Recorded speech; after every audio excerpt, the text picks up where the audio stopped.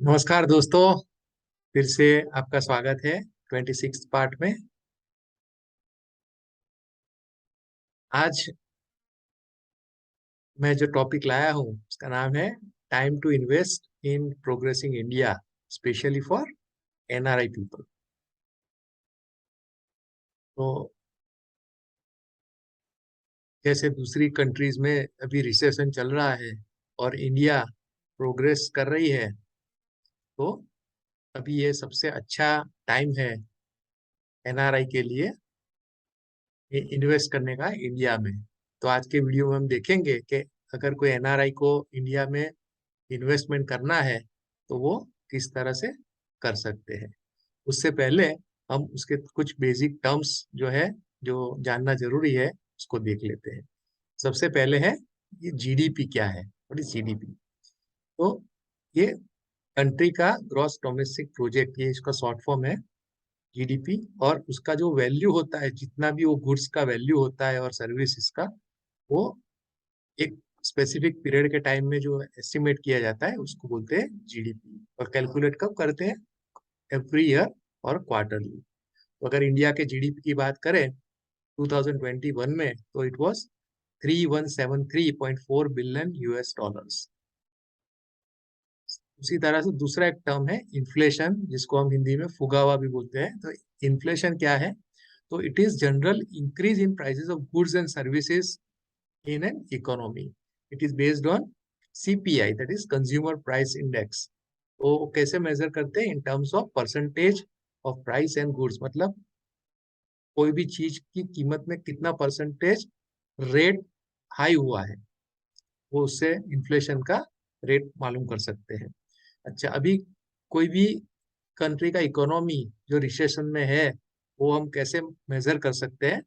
तो वो जीडीपी की वैल्यूज से हमको पता चल सकता है। अगर ये कंसिस्टेंटली कॉन्स्टेंटली अगर 2 क्वार्टर्स में कम होता है कोई भी कंट्री का जीडीपी का वैल्यू, तो हम बोलते हैं कि कंट्री अब रिसेशन स्टेज पे है। जैसे एग्जांपल लिए यूएस में। तो यूएस में क्या हुआ है? देखो, आप लास्ट 2 क्वार्टर्स है 2022 के, तो उसमें उसका जीडीपी कंटिन्यूअसली कम हो रहा है। आप चार्ट्स मैंने यहाँ इंक्लूड नहीं किए, लेकिन आप चार्ट्स खोल के देख लोगे गूगल पे तो आपको ये दिखेगा। लास्ट 2 क्वार्टर्स में वो कम गया, वो डिक्रीज हो रहा है। और इन्फ्लेशन रेट उसके सामने लास्ट क्वार्टर में बढ़ गया है। तो वो, अगर इन्फ्लेशन बढ़ता है और ये जीडीपी का वैल्यू कम होता है, तो बोल सकते हैं कंट्री रिसेशन स्टेज में है। सिमिलरली आप यूके में देखो तो उससे भी खराब हालत है। तो जीडीपी उसका सेटिस्फैक्ट्री है, लेकिन इन्फ्लेशन जो रेट है उसका, वो 3.2 से 10.1, तो डबल फिगर में अगर कोई इन्फ्लेशन का रेट आ जाता है तो वो एक चिंता की बात हो जाती है। ये जुलाई के वैल्यूज है, 3.2 से 10.1 जुलाई 22 में आया था। अभी रेट ऑफ इन्फ्लेशन मतलब has increase 300% in last 1 year in UK. ये बहुत खराब परिस्थिति है यूके में। अभी इसके सामने अगर इंडिया का देखो तो क्या है कि इंडिया का लास्ट 4 क्वार्टर्स का जीडीपी कंटिन्यूअसली राइज हो रहा है। मतलब इंडिया प्रोग्रेसिंग स्टेज पे है, डेवलप कर रही है। और उसके सामने उसका जो इन्फ्लेशन रेट है वो कम हो रहा है। जैसे 7.79 से 6.71 है। और उसका जो हमारा जो टारगेट है इन्फ्लेशन रेट का, वो जितना कम है उतना अच्छा है। तो उसका टारगेट वो लोग ने मेंशन किया है 4%, विथ +और -2%। तो इसका मतलब अगर 6 तक हम पहुंच गए तो हम टारगेट अचीव कर लिया है। +और -2 है तो बोल सकते हैं टारगेट ने अचीव कर लिया है। तो अगर 6 तक पहुंच जाता है तो इससे हम ये कंक्लूड कर सकते हैं एक ही बात, कि सारे जहां से अच्छा हिंदुस्तान हमारा। अभी हिंदुस्तान जो है उसका जो डेवलप कर रहा है, तो उसका विजन 2030 तक क्या है? तो first, to achieve 10 trillion USD GDP, यहाँ तक हमको पहुंचना है। Then scale up of Sagarmala और गगनयान प्रोजेक्ट, उसके बहुत बड़े प्रोजेक्ट चल रहे हैं, उसका स्केलिंग करना है। और ईवी सेल्स का जो इलेक्ट्रिक व्हीकल्स है उसका पेनिट्रेशन 30% तक हमको करना है। और विजन जो 100 साल इंडिपेंडेंस के जब खत्म होंगे तब तक हमको क्या करना है? तो उसमें ये एग्रीकल्चर मार्केट है उसको डेवलप करेंगे ENAM से। तो ये डिजिटल हो जाएगा एग्रीकल्चर मार्केट। फिर manufacturing of semiconductors, chip maker, जैसे गुजरात में भी है सेमीकंडक्टर का एक प्लांट आ रहा है। Similarly optical fibre network expansion, आपको पता है ऑप्टिकल फाइबर से कितना ज्यादा उनको बेनिफिट होता है, उसका नेटवर्क है तो स्पीड वगैरह इंटरनेट का बहुत फास्ट हो जाता है, और ये पूरा एक्सपांशन हम करने वाले हैं। और यूपीआई पेमेंट सिस्टम का भी डेवलपमेंट हो रहा है, तो जो मनी का कैश मनी है उसका ट्रांजेक्शन डे बाय डे कम होता जाएगा। तो ये इंडिया ये सब चीजों ध्यान में रखते हैं, आज की तारीख में इंडिया इन्वेस्टमेंट के लिए सबसे बढ़िया कंट्री है। और अभी जो ट्रेंड चल रहा है कि all youngsters of India are crazy to settle in abroad, they love to study, stay and earn in foreign countries.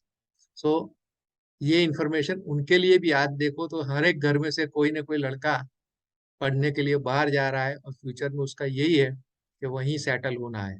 तो जो मेरे ग्रुप के लोग, जो व्यूअर्स है मेरे ग्रुप के, उनके सभी के बच्चे शायद हो सकता है बाहर ही हो, और उनको वहीं पे सेटल होने का वो लोग ने शायद मन भी बना लिया हो, लेकिन इन्वेस्टमेंट वो इंडिया में जरूर कर सकते हैं। तो अभी वो कैसे अगर उनको इन्वेस्ट करना है, तो उनके लिए इंफॉर्मेशन थोड़ा ये अभी जो मैं बता रहा हूँ वो यूजफुल रहेगा। तो कैसे कर सकते हैं, तो वो लोग दो तरीके से कर सकते हैं। ऑन फर्स्ट है रिपेट्रिएशन बेसिस और नॉन रिपेट्रिएशन बेसिस। तो इसमें क्या होता है, रिपेट्रिएशन बेस में सेल और मैच्योरिटी अमाउंट है वो ट्रांसफर हो सकता है आउट ऑफ इंडिया, और उल्टा ये नॉन रिपेट्रिएशन है उसमें आप ट्रांसफर कंट्री के बाहर नहीं कर सकते हो। यही डिफरेंस होता है दोनों में। तो उसमें अगर आपको इन्वेस्ट करना है तो आपको क्या क्या चीजें चाहिए, एक डीमेट अकाउंट चाहिए, जैसे यहाँ पे स्टॉक्स के लिए होता है वैसे डीमेट अकाउंट चाहिए, और ये दोनों में से एक अकाउंट चाहिए, जैसे आइदर एनआरई अकाउंट जिसको बोलते हैं नॉन रेसिडेंट एक्सटर्नल अकाउंट, और दूसरा है एनआरओ अमाउंट, तो सॉरी एनआरओ अकाउंट, तो नॉन रेसिडेंट ऑर्डिनरी अकाउंट। तो एनआरई अकाउंट जो है वो यूज होता है रिपेट्रिएशन बेस पे, और एनआरओ अकाउंट है वो नॉन रिपेट्रिएशन बेस पे होता है। तो उसमें आपका पोर्टफोलियो इन्वेस्टमेंट जो है वो भी दो टाइप के होते हैं। इसमें अकाउंट्स में भी ये जो अकाउंट्स है दोनों, उसमें दो टाइप के फिर सब क्लासिफिकेशन है, मतलब आइदर वो पीआईएस टाइप के होते हैं या नॉन पीआईएस टाइप के होते हैं। पीआईएस मतलब पोर्टफोलियो इन्वेस्टमेंट स्कीम। तो पीआई एनआरआई पीआईएस है, तो उसमें हम क्या कर सकते हैं, आपका अकाउंट मान लो एनआरआई पीएस टाइप का है, तो उसमें आप स्टॉक्स जो है उसको बेच सकते हो या खरीद सकते हो। और अगर आपका एनआरई अकाउंट है नॉन पीआईएस बेस का है, तो उसमें आप म्यूचुअल फंड और बॉन्ड्स, राइट इश्यूज, आईपीओ ये सब भर सकते हो। तो एनआरओ, अगर आपका एनआरओ नॉन पीआईएस है तो उसमें आप सब कर सकते हो, जैसे buying and selling of equity shares, IPO, mutual funds, bonus, right issue, shares brought as an Indian resident, share received as a gift, ये सब आ सकता है। और एनआरआई पीआईएस अकाउंट है उसमें आपको ये खोलने के लिए, एनआरआई अगर पीआईएस अकाउंट खोलना है तो आपको आरबीआई का परमिशन चाहिए, और एनआरओ नॉन पीआईएस अकाउंट अगर खोलना है तो अप्रूवल का कोई जरूरत नहीं होता है। तो इससे हम कंक्लूड कर सकते हैं कि as both type of accounts has few advantages and disadvantages, investor should open one NRI PIS account and other NRO non-PIS account along with one demat account and start investing in Indian stock market to increase their wealth for better future. उम्मीद करता हूं कि आपको ये video अच्छा लगा होगा। So I invite all NRIs to invest in progressing India. Thank you.